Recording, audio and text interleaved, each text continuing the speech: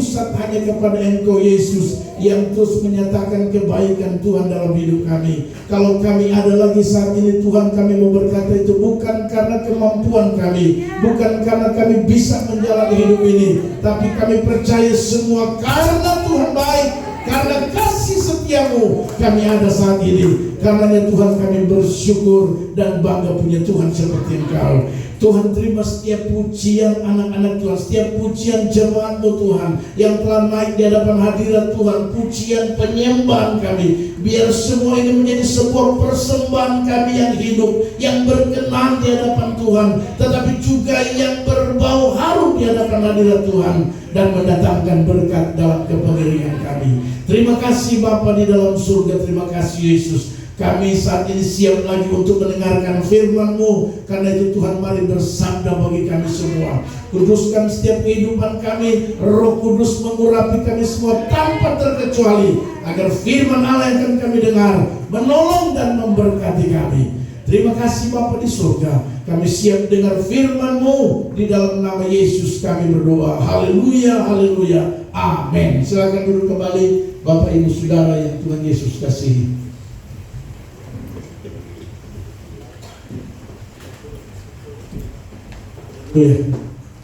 Puji Tuhan.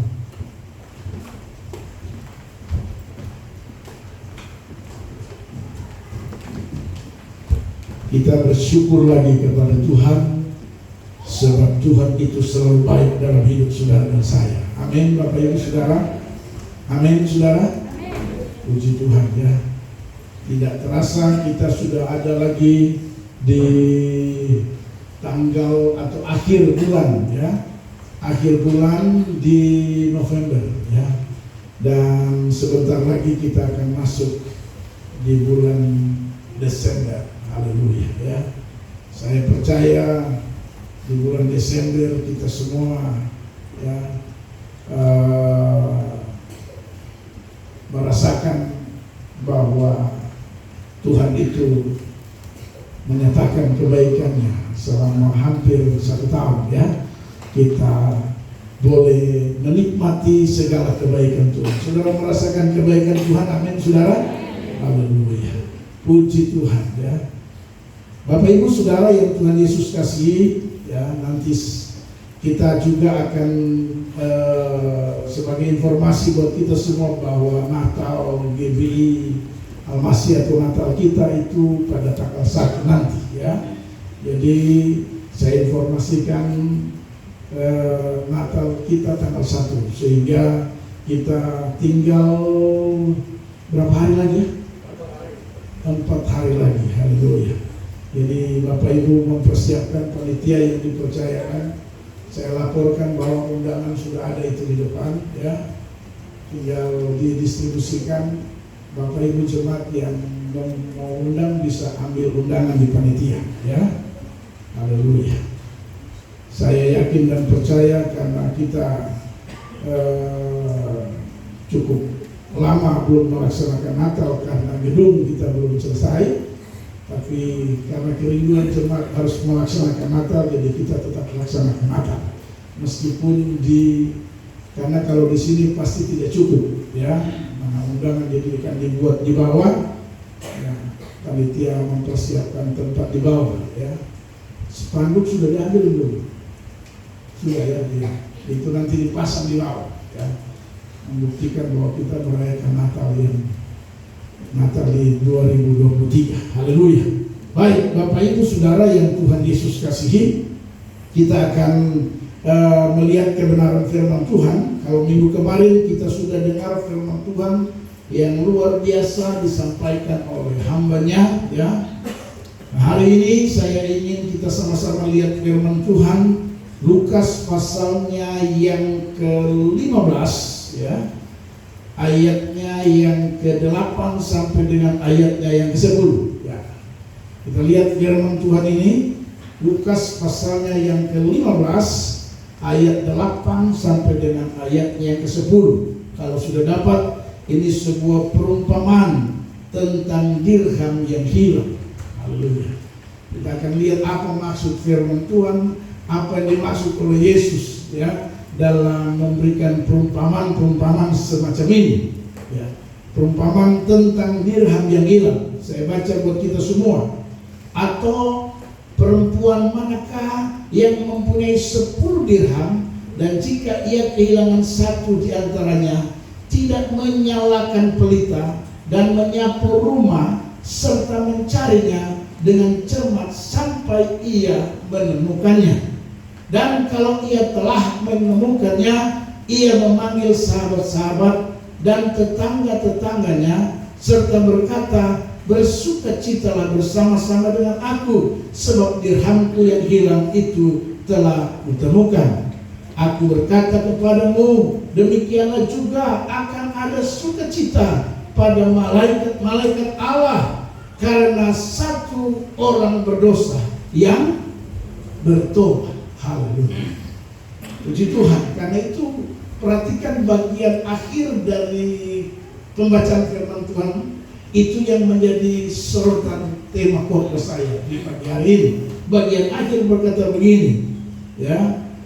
Demikian juga akan ada sukacita pada malaikat-malaikat Allah karena satu orang yang bertobat.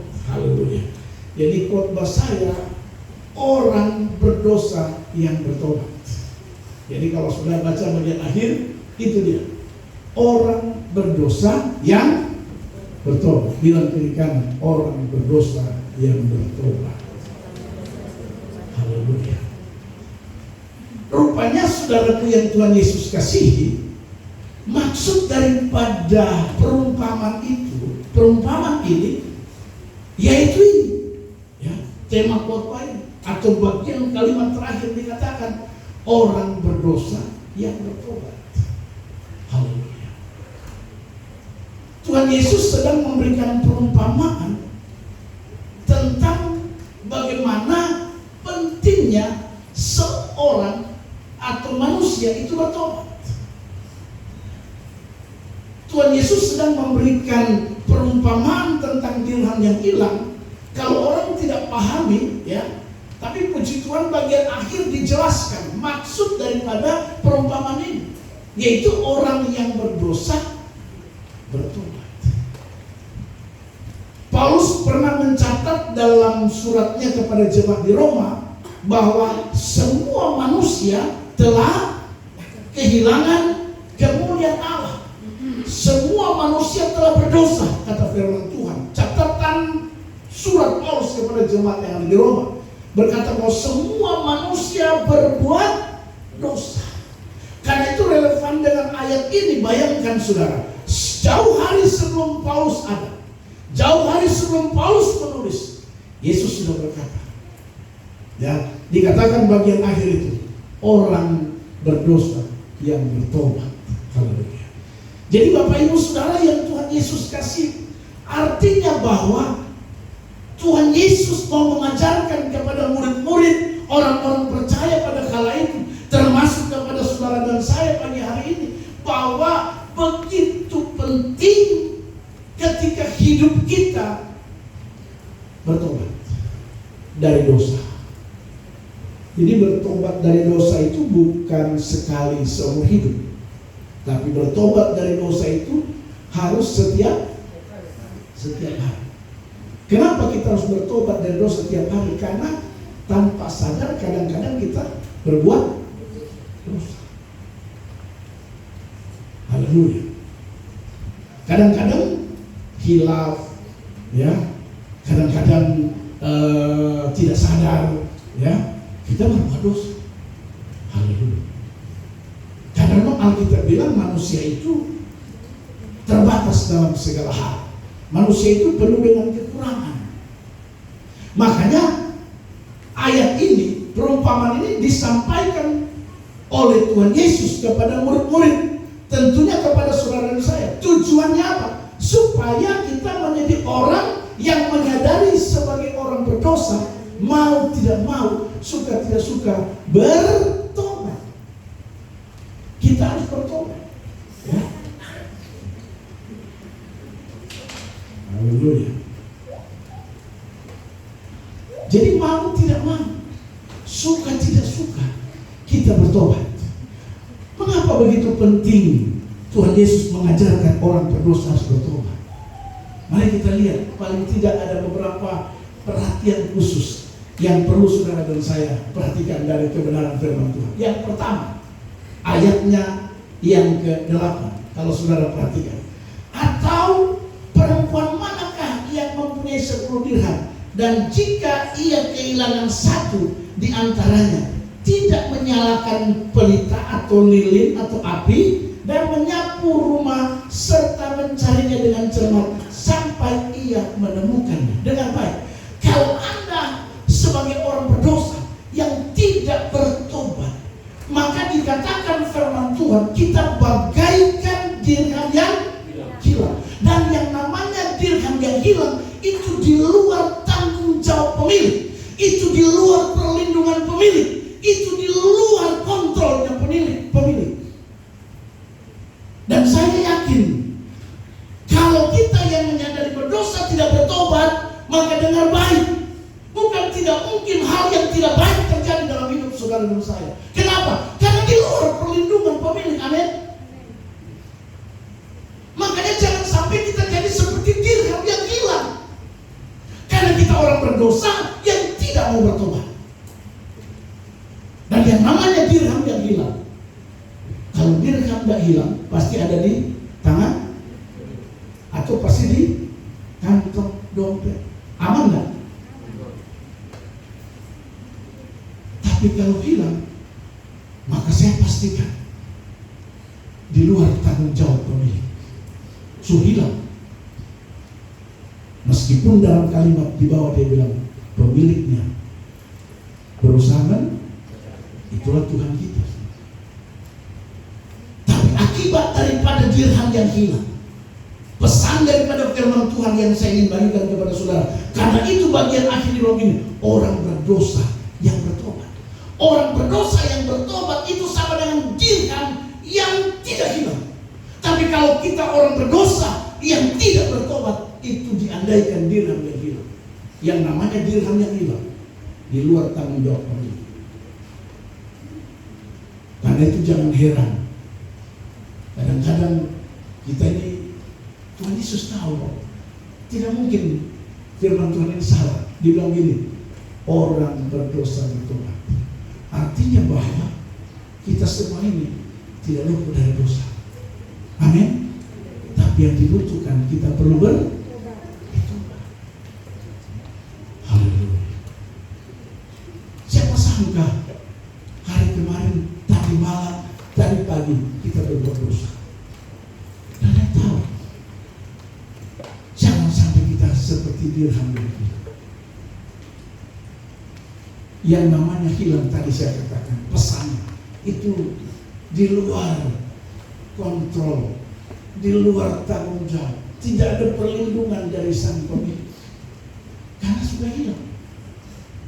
Haleluya. Tapi kalau kita bertobat, saya percaya kita dirham yang dijaga. Dirham ini, kalau saudara tahu, dirham ini adalah salah satu koin yang dipakai, ya. Kalau di Syria itu koinnya berbentuk emas kecil dan kalau tidak salah 8 gram. Tapi kalau di Timur Tengah itu dibuat dari perak, ya, itu dirham. Sering dipakai membayar, sering dipakai dirham ini, sering dipakai untuk dibawa sebagai korban di bait Allah. Itu. Jadi kalau saudara tahu bahwa dirham ini sering dibawa ke bait Allah, atau misalnya ada persembahan-persembahan persembahan di gereja, di bait Allah. Waktu itu bait Allah, sekarang gereja. Itu biasa dipakai. Dirham ini ada diceritakan bahwa ada orang yang mempunyai 10 dirham, satu hilang. Artinya bahwa pesan firman Tuhan ini, kalau saudara dan saya sebagai orang yang berdosa, saya bisa katakan bahwa kita ini orang berdosa seperti firman Tuhan. Amin bilang. Ya. Dan kalau kita tidak bertobat, maka kita sama seperti dirham yang hilang. Perumpamaan ini dirham yang hilang. Nah, saya coba menelaah dirham yang hilang itu sudah pasti di luar tanggung jawab pemilik. Haleluya. Dirham yang hilang itu sudah pasti tidak ada dalam kontrol dan kendalinya pemilik. Tidak ada dalam pengawasan dan penjagaan pemilik. Haleluya. Makanya Bapak Ibu Saudara yang Tuhan Yesus kasih, kita harus jadi orang yang mau bertobat. Amin. Dirham itu kalaupun dicari, kalau saya belajar kalimat ini, dia bilang akan disapu, ya, pasang lilin disapu, dan saya percaya Bapak Ibu Saudara, ya, pasti dirham itu kalau ditemukan pasti tidak bersih juga, pasti kotor. Nah itu butuh lagi, ya, didapat. Ini saya mau kasih tahu, kalau orang berdosa tidak bertobat, didapat itu dirham yang awalnya di luar kontrol, di luar tanggung jawab, terus kalau dapat pasti sang pemilik juga akan bikin bersih lagi, ya. Jadi dan membersihkan itu kan butuh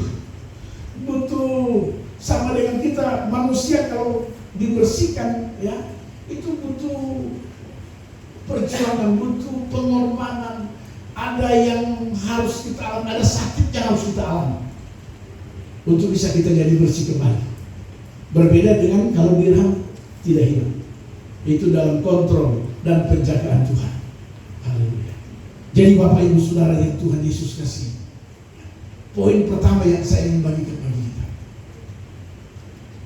orang berdosa yang bertobat.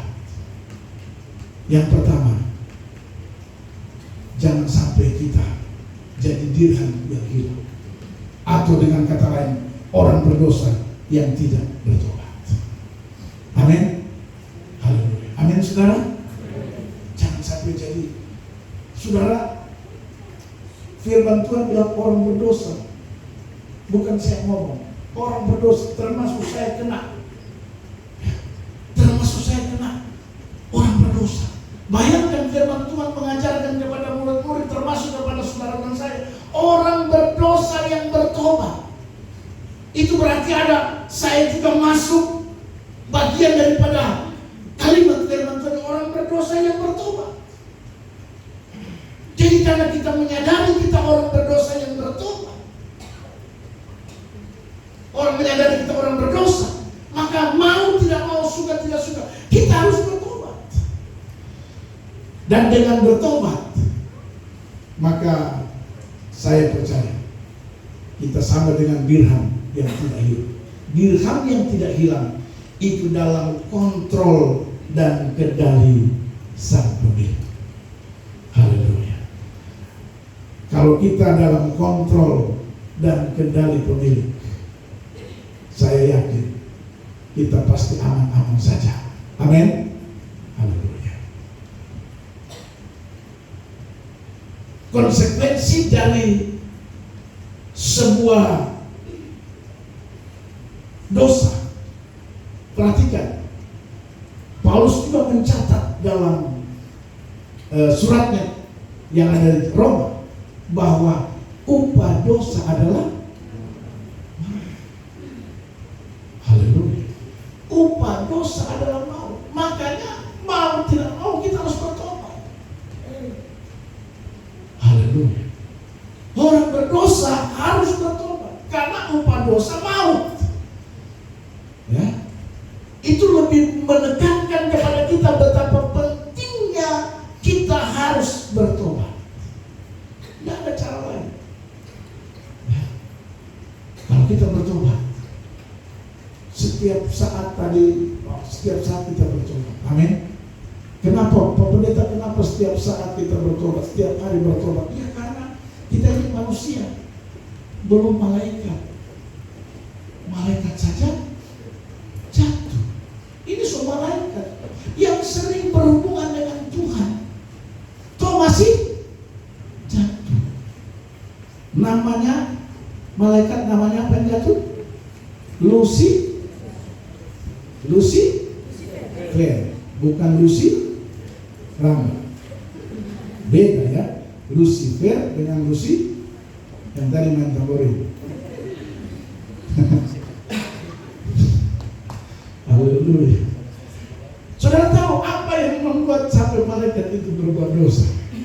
Wah, dia seorang malaikat yang luar biasa dalam memimpin bala pasukan malaikat surga. Dia BL-nya luar biasa. Dia kalau pimpin pujian itu baru nyanyi satu saja orang sudah gemetar di bawah. Waktu dia memuji Tuhan, itu malaikat-malaikat itu hadirannya luar biasa. Makanya WL kita itu betul-betul dia baru memuji Tuhan. Makanya sudah tahu, hampir semua malaikat tidak ada yang berani untuk ganti dia sebagai seorang pemimpin malaikat. Nah, gara-gara dia sudah merasa hebat, dia berpikir bahwa tidak ada lagi yang bisa kalahkan saya. Semua malaikat akui dia, jempol dia. Ya. Akhirnya muncul dia punya apa? Kesombongan. Haleluya. Jadi saudara, jangan sampai Anda ada yang angkat-angkat terus Anda jadi masalah. Itu juga kabinetnya. Tuhan Yesus saya pernah khotbah beberapa waktu yang lalu. Tuhan Yesus pernah orang disembuhkan, kasih makan 5.000 orang, semua setan-setan keluar. Ya, tapi Tuhan bilang gini, tolong jangan beritahu siapa. Tuhan tahu kalau sampai disebar-sebarkan namanya, bukan tidak mungkin dia jadi. Makanya berjalan. Haleluya. Itu orang lain mau supaya orang puji kita, padahal tidak tahu kalau orang puji kita itu kita bahaya. Kita bisa jadi orang yang lupa diri. Akhirnya malaikat saja berbuat dosa, apalagi manusia. Nah, karena itu Bapak Ibu Saudara, kita harus bertobat. Amin. Jangan sampai kita jadi dirham yang hilang. Jangan sampai kita jadi manusia yang hilang. Manusia yang hilang itu lepas kontrol. Makanya jangan heran kalau seringkali Anda lihat ada manusia yang tidak ada lepas kontrol. Jam tidur dia kemana? Itu lepas kontrol. Sampai orang tua, aduh sudah jam begini pulang lagi, telepon kiri kanan. Jangan sampai Anda jadi manusia tidak lepas kontrol karena dirhamnya hilang. Anda seperti tidak ada tanggung jawab. Perempuan tuh jam 8 Anda sudah di rumah jam 9, jangan jam 11 Anda masih di luar. Cewek-cewek, itu mana cewek-cewek? Jam 11 Anda masih dengan motor dari Emas ke Solo. Haleluya. Tak boleh. Pak Pendeta itu kurang yakin. Orang tua kurang percaya. Bukan soal kurang yakin dan kurang percaya. Masalahnya kalau Anda orang bertobat, pasti dalam kontrolnya Tuhan. Ini bikin salah, tidak pernah bertobat. Terus Anda berjalan sendiri-sendiri, betal dapat mana? Bukan tidak mungkin. Yang ditakutkan kalau Anda ketemu orang jahat, apalagi perempuan. Aduh, terus perempuan kok cuma satu-satunya lagi. Aduh, jangan. Haleluya. Tapi kalau Anda sebagai orang berdosa yang bertobat, saya percaya dalam kontrolnya Tuhan. Amin. Haleluya. Karena sekarang ini orang bertobat itu tidak diukur dari karena pemain. Tidak. Pertobatan kita tidak diukur dari Anda main tamborin. Pertobatan kita tidak diukur Anda main bass, Anda main melodi tiup. Tidak diukur dari situ pertobatan. Dan habis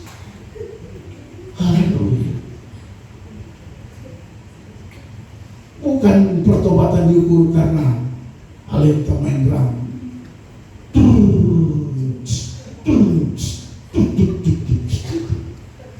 Haleluya. Bahkan gereja bukan ukuran pertobatan kita. Amin. Pertobatan itu dari hati kita kepada Tuhan. Amin. Haleluya. Karena ada banyak orang juga melainkan tapi tidak bertobat. Tapi yang saya ngomong bukan di jemaat Almasih. Haleluya. Ada. Haleluya. Jadi Bapak Ibu Saudara, poinnya yang saya ingin tahu, memberitahu buat kita. Yang pertama, mari kita mau sebagai orang berdosa mau bertobat kepada Tuhan. Amin. Kasih tahu kiri kanan, bertobat. Bertobat. Yang masih mabuk-mabuk itu bertobat. Mabuk itu kan bagian daripada tidak kontrol. Kalau orang semabuk jalan biasa jalan lurus, begitu mabuk ya itu sudah. Haleluya. Jangan sampai itu kesalahan bertobat. Haleluya. Gara-gara pengaruh acara sampai kita kadang lupa berbuat dosa. Begitu besok pagi-pagi Tuhan ampuni dosa saya. Dari malam saya semprot hilaf Tuhan karena dipengaruhi oleh Pak Simon. Ini contoh.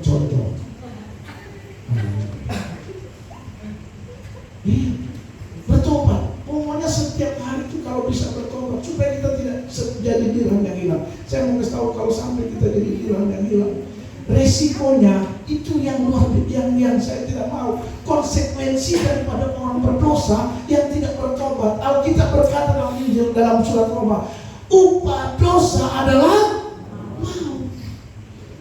Haleluya. Jangan saudara bertobat setelah patah kaki. Jangan Anda bertobat setelah kanker. Jangan Anda bertobat setelah apa lagi? Jangan sudah.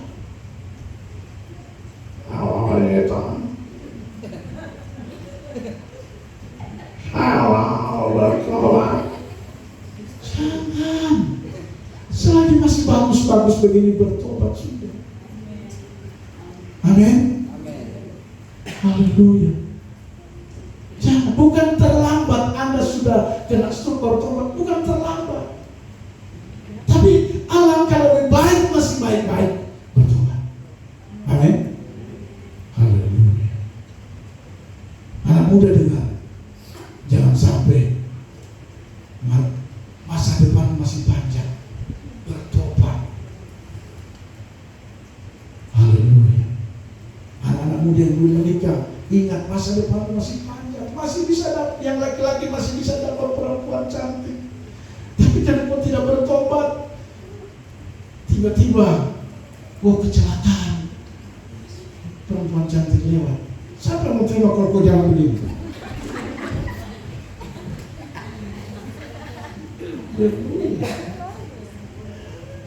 Tidak ada. Biar dia suka ke pemuka, tapi dia pikir aduh nanti dia jalan di saga orang bilang apa. Haleluya. Karena kita tidak. Tapi kalau kita bertobat, saya yakin. Amin. Haleluya. Yang kedua, orang berdosa yang bertobat. Pentingnya orang berdosa bertobat. Yang kedua, perhatikan kalimat ayat yang 9. Dan kalau ia telah menemukannya, ia memanggil sahabat-sahabat dan tetangga-tetangganya serta berkata, bersukacitalah bersama-sama dengan aku, sebab dirhamku yang hilang itu telah kutemukan. Yang kedua, kalau kita jadi dirham yang tidak hilang dengan baik, yang akan kita alami dalam hidup ini, itu yang disebut dengan sukacita. Siapa yang tidak bersuka cita kalau jadi orang berdosa bertobat? Orang yang pertama merasakan sukacita kalau orang berdosa bertobat, yaitu suami, istri, anak-anak, keluarga. gereja. Bayangkan, tiba-tiba kita lihat ada satu orang berdosa, dia bertobat. Istri pasti senang kalau suaminya bertobat. Coba tanya istri, betul nggak?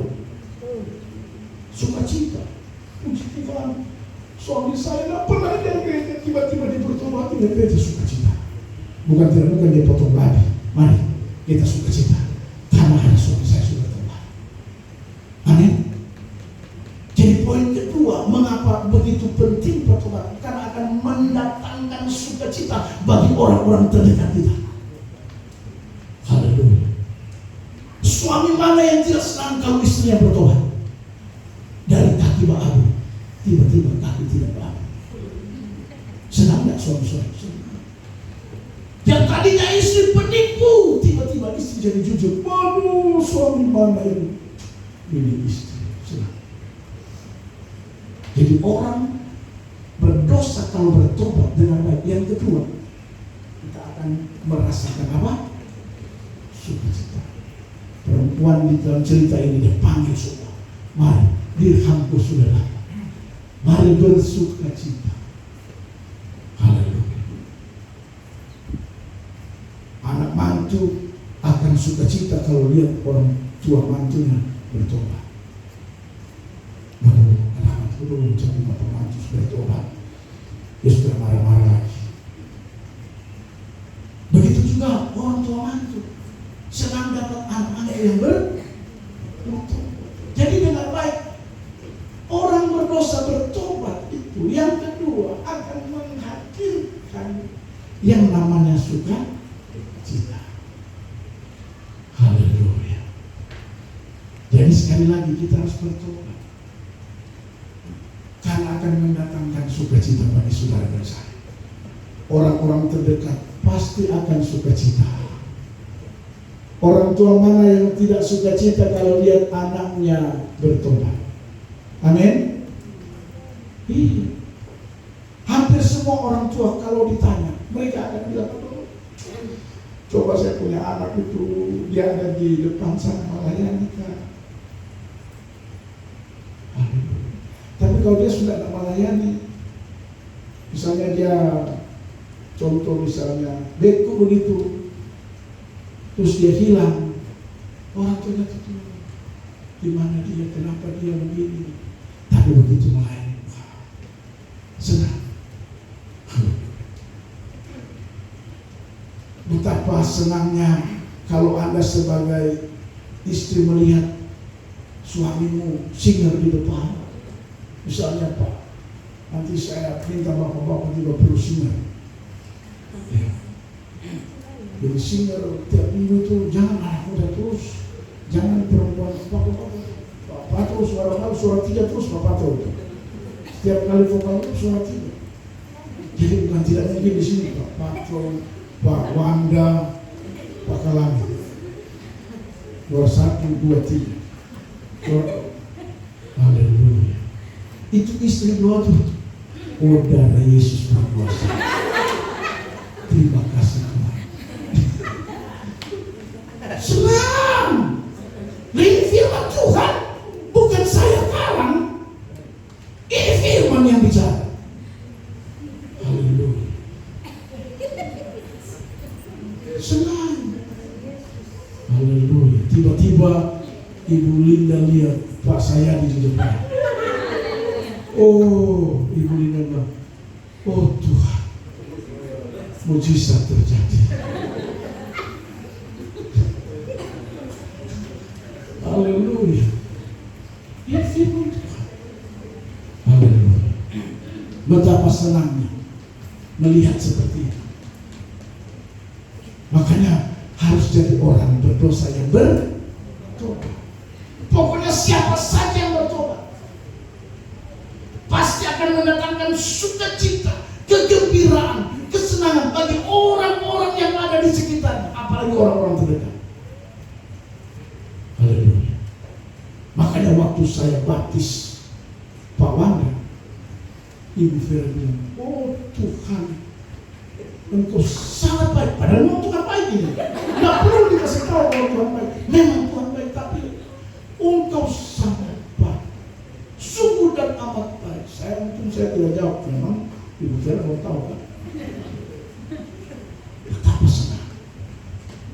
Karena orang berdosa haleluya.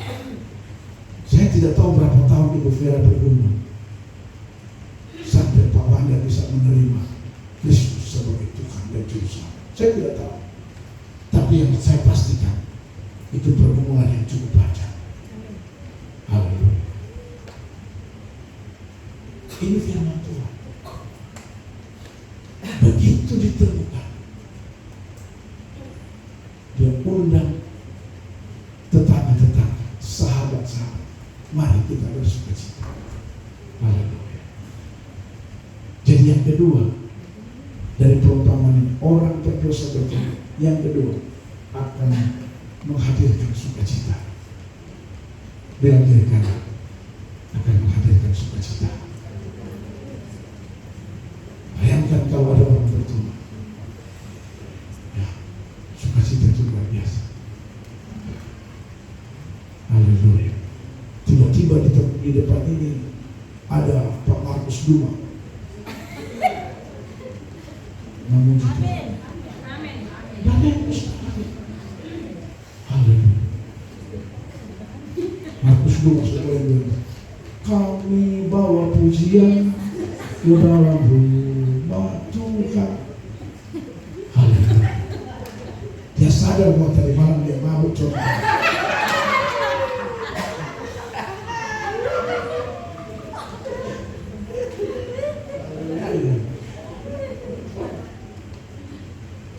Akan ada sukacita itu. Mama Eti, mana Mama Eti? Saya pastikan Mama Eti itu senang, sukacita. Dia akan pulang itu seperti tidak jalan di tanah. Karena dia bilang, suami saya sudah bertobat. Haleluya. Artinya dia pun akan bebas dari segala hal-hal yang membahayakan hidupnya. Ini firman Tuhan. Makanya saya belajar, luar biasa kalau orang berdosa itu bertobat, luar biasa. Akan senang orang-orang di sekitar dia. Pasti sukacita. Haleluya. Makanya kita harus jadi orang berdosa, sadar bahwa orang berdosa yang harus bertobat. Amin. Yang ketiga sekaligus yang terakhir, ayatnya yang ke-10, dia bilang, aku berkata kepadamu, demikian juga akan ada sukacita pada malaikat-malaikat Allah karena satu orang berdosa yang dengarlah, yang senang kalau ada orang berdosa bertobat, bukan cuma sekitar dia, bukan cuma orang-orang yang ada di bumi, tapi Alkitab mencatat yang ketiga, kalau kita jadi manusia orang berdosa yang bertobat di surga juga Tuhan senang. Amin. Kalau Tuhan senang kata orang, saya mau tanya, kita susah kan? Kalau Tuhan sudah senang kita, karena kita jadi orang bertobat, apa pergumulan saudara yang tidak bisa Tuhan jawab? Tuhan pasti bisa jawab. Amin. Haleluya. Kalau Anda bekerja di perusahaan, Anda punya pimpinan, kalau pimpinan Anda sudah senang dengan Anda, dengan baik, tinggal kau bicara saja, bos,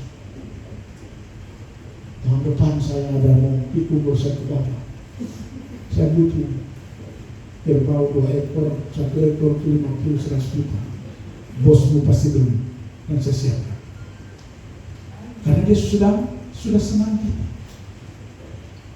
Haleluya. Dia sudah senang. Tapi coba kalau kau bos nggak senang kau, gara-gara kau tidak bertobat, tipu terus, tipu, baru pungli, makan untung, bikin pertanggungjawaban. Bos mana yang senang? Dia nggak senang kita.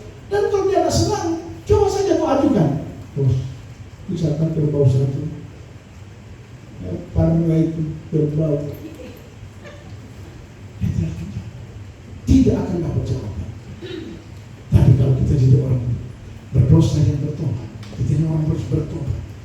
Bagi bagian akhir dikatakan, jangankan malaikat bersukacita, apalagi Tuhan pasti senang.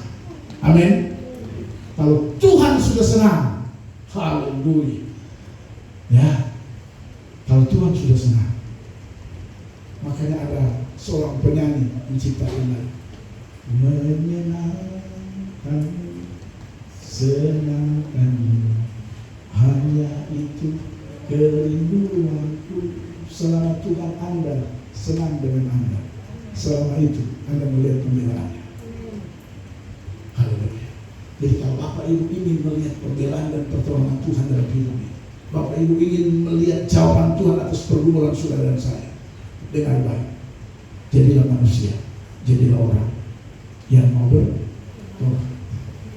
Waktu kita bertobat, ada sukacita, ada kegembiraan di surga, termasuk Tuhan kita. Amin, saudara. Tuhan berkati kita semua. Amin buat firman Tuhan. Mari kita tutup Alkitab, kita mengucap syukur buat kebenaran firman. Haleluya.